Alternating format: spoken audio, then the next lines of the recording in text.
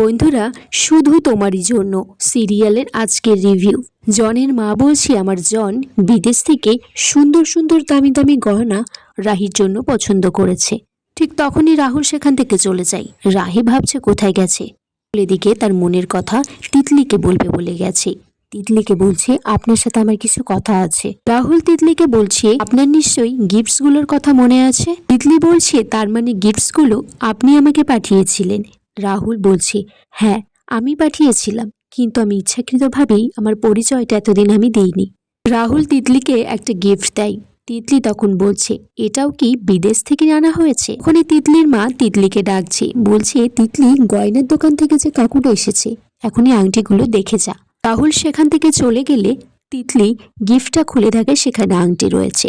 তিতলি বলছে আংটিটা দেখে মনে হচ্ছে অনেক দামি আংটি। জনের মা জনকে বলছে জন দেখেছিস কত দামি দামি আংটি রয়েছে এখানে, মনে হচ্ছে দুজনে দুমুঠো করে তুলে নিয়ে চলে যায়। রাহি বলছে কি ফিস ফিস করছে দুজনে, ওদের দুজনকে দেখে আমার কেমন অদ্ভুত মনে হয়। জনের মা তারপর একটা হীরের আংটি তুলে বলছে আমার যদি মেয়ে থাকতো জামাইকে ঠিক এইরকমই একটা আংটি দিতাম। জনের মা বলছে দেখুন, আমার কথা শুনে যেন আবার আপনারা এটা কিনে বসবেন না। আপনারা যেরকম বুঝবেন, যেরকমটা চান আমার জনের জন্য সেরকমটাই কিনুন। রাহির মা এদিকে রাজি হয়ে যায় সেই আংটিটা নেবার জন্য। জনকেও বলা হয় যে রাহির জন্য একটা আংটি কেনার জন্য আপনাদের কত বাজেট আছে। জন বলছে আমাদের কোনো বাজেট ঠিক করা নেই, রাহির জন্য আমরা ভালোটাই কিনবো। রাহুল তখন বলছে ভালোবাসার মধ্যে এই সমস্ত বাজেট দাম এগুলো খুব মূল্যহীন। জন তারপর রাহির জন্য একটা আংটি পছন্দ করে। রাহি বলছে আমার একটু হালকা আংটি, হালকা ডিজাইনের মধ্যে পছন্দ। তাছাড়া কাকিমা, আংটি ভারী হলেই যে সম্পর্ক মজবুত হবে সেরকমটা তো নয়। রাহুল বলছে সেটা তো ঠিক, বিয়ের আংটি তুমি সারা জীবন তো হাতে পড়ে থাকবে, তাই যেটা তোমার পছন্দ হচ্ছে তুমি সেটাই নাও। রাহির একটা আংটি পছন্দ হয়েছে, একই আংটি রাহুলেরও পছন্দ হয়েছে। বলছে যাক, কিছুটা অন্তত তোমার সাথে আমার একটা জিনিসের মিল হলো। রাহুল রাহিকে বলে আংটিটা পরার জন্য। রাহুল বলছি এটা আমার হাতে হবে না, তাছাড়া আমাদের যা পছন্দ সেটা তো আমাদের ভাগ্যে সবসময় জোটে না। রাহুল বলছে আমি এখনই প্রমাণ করে দিচ্ছি বলে আংটিটা সে রাহির আঙুলে পরিয়ে দেয়। রাহির কাকিমা রাহির মাকে বলছে যে জন আংটিটা পরানোর আগেই তো ওই রাহুল ছেলেটা ওর আংটিটা পরিয়ে দিল। আংটিটাকে তারপর তারা রাহির হাত থেকে খোলার চেষ্টা করে, কিন্তু কিছুতেই খুলছে না। তারপর একটা ক্রিম লাগিয়ে আংটিটা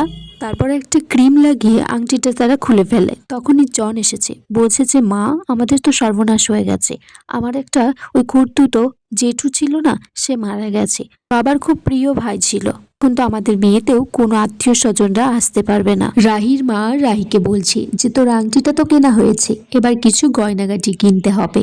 রাহি বলছে আমি কি আর গয়না পরি মা। তখন জনের মা বলছে যে রাহি কি বলো তো, একটা মেয়েকে বিয়ে দিচ্ছে, বাবা মা কত শখ করে গয়না দিচ্ছে, না করতে নেই। রাহুল এদিকে তিতলিকে একটা চিঠি লিখেছে যে বাইরে দেখা করতে বাগানে। রাহুলের ঠাম্মিকে জিজ্ঞেসে করছে যে রাহুল কোথায় গেছে। বললো যে কোন কুটুম বাড়িতে ওদের লোকজন কেউ নেই, তাই তাদের কাজ করতে গেছে। আমার তো হাবভাব থেকে সেটা মনে হলো না। বলছে বৌমা আমার তো মনে হচ্ছে রাহুল প্রেমে পড়েছে। সেখানে রাহুলের বাবা এসে বলছে না মা, রাহুলের একটাই লক্ষ্য চ্যাম্পিয়ন হওয়ার, আর সেটা যদি সে না মানে তাহলে মনে করব রাহুল আমার ছেলেই নয়। রাহুল রায়চৌধুরী পরিবারের একটা অহংকার, ও যদি কোনোদিনও কোনো মেয়ের সাথে জড়ায় তাহলে সেটা আমার পছন্দের মেয়ের সাথেই জড়াবে। এদিকে রাহুল তিতলিকে তার মনের কথাটা বলে দেয়, বলে যে আমি তোমাকে ভালোবাসি, সেই জন্যই আমি এই বাড়িতে এসেছি। তিতলি বলছে তুমিও কি বিদেশে থাকো জনদার বাড়ির পাশে, তাহলে আমি আর দিদি একসাথেই থাকতে পারবো। রাহুল বলছে যে না, আমি বিদেশে থাকি না। তিতলি তারপর সেটা শুনে নিজের হাত থেকে আংটিটা খুলে রাহুলকে ফেরত দিয়ে দেয়। বলে যে এইটা এই পর্যন্তই থাক, তুমি আর কিছু বলো না, চলে যাও এখান থেকে। বন্ধুরা, আগামী পর্বে দেখা যায় তিতলি বলছে যে তুমি আমার দিদির বিয়েতে সাহায্য করতে পারো, এটা যদি না হয় তাহলে এখান থেকে চলে যাও। রাহিও রাহুলকে বোঝাচ্ছে যে তুমি যদি ভবিষ্যতে ওকে বিদেশ নিয়েও যাও তাহলে তোমাদের মধ্যে যেটা হবার নয় সেটা কিন্তু হবে না কখনোই, তোমরা কেউই সুখী থাকবে না। রাহুল তারপর তার বাবাকে জড়িয়ে ধরে কাঁদছে, বলছে যে কি হয়েছে। বন্ধুরা, এখানেই আজকের পর্ব শেষ হয়ে যায়। তোমরা কমেন্টস করে জানিও কেমন লেগেছে আজকের পর্বটা।